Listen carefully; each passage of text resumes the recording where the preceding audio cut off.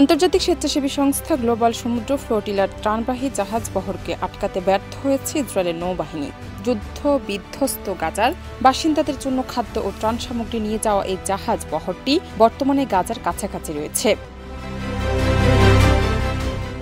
Global সমুদ্র ফ্লোটিলার অন্যতম মুখপাত্র ওয়াইএল নাওয়ার সামাজিক যোগাযোগ মাধ্যম ফেসবুকে এই তথ্য নিশ্চিত করেছেন। ফ্রিডম ফ্লোটিলার foundation, global movement to Gaza, মাগরের সমুদ্র ফ্লোটিলা এবং সমুদ্র নুসান্তারা এই 4টি আন্তর্জাতিক স্বেচ্ছাসেবী সংগঠনের সমন্বয়ে গঠিত গ্লোবাল সমুদ্র ফ্লোটিলা।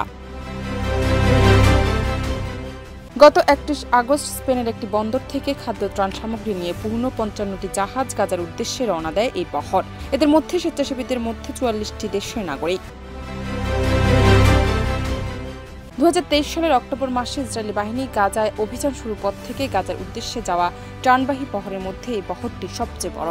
বহরের নেতৃত্ব দিচ্ছে এলমা নামে একটি জাহাজ।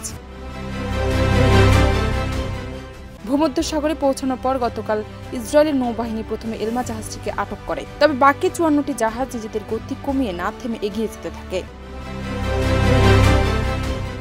কিছুক্ষণ পর নৌবাহিনী এলমা থেকে সরে আসে, কিন্তু পরে অন্য একটি জাহাজ সাইরিয়াসকে আটকে দেয়। তবুও বাকি জাহাজগুলো থেমে না থেকে এগিয়ে যেতে থাকে।